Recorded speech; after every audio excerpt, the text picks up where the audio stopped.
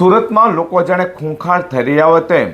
નજીવી બાબતે પણ સુરતના અમરોલીના કોસાડ આવાસમાં ઝઘડામાં પુત્રની પિતાની નજર સામે જ હત્યા કરી પિતાને પણ ગંભીર ઇજાઓ પહોંચાડનારા 3 હત્યારા ભાઈઓને અમરોલી પોલીસે ગણતરીના કલાકોમાં ઝડપી પાડી સળિયા પાછળ ધકેલી દીધા છે। સુરતમાં ગુનેગારો અને તેમાં પણ જાણી હત્યારાઓનો આતંક વધી રહ્યો હોય તેમ લાગી રહ્યું છે। સુરતના અમરોલી કોસાડ આવાસ ખાતે બાળકોના થયેલા ઝઘડામાં મોટાઓ ઝઘડો કરી રહ્યા હોય તે મૃતક ફરીદ શેખ તેના પિતા અજીઝ કાદર શેખ પહોંચ્યા હતા અને ઝઘડો ન કરવા સમજાતો અવસ્કરેલા સાદાબ ઉર્ફે રાજુ તથા આઝાદ નથુ શેખ અને સદાબ સહિતનાઓએ ફરીદ અને તેના પિતા અજીઝને ટીકા મૂકીને માર મારવાનું શરૂ કર્યું હતું। ત્યારબાદ સિરાજ શેખે પોતાની પાસેનું ચપ્પુ ફરીદને પીઠમાં તથા છાતીના પાછળના ભાગે 2 ઘા મારી તેની હત્યા કરી નાખી હતી। ત્યારે અજીઝ શેખને ગંભીર ઇજાઓ થતાં હોસ્પિટલે ખસેડવામાં આવ્યા હતા। બનાવ લઈને અમરોલી પોલીસ સ્થળે દોડી ગઈ હતી અને સુરત પોલીસ કમિશનર અનુપમસિંહ ગેહલોત, સંયુક્ત police commissioner sector 2 Kent Damor, in-charge DCP Saif Ali Barwal તથા ઇન્ચાર્જ એસીપી એલ ડિવિઝન RRIની સૂચના અને માર્ગદર્શન હેઠળ Amroli PI J B Vanar, second PI D K પટેલના માર્ગદર્શન હેઠળ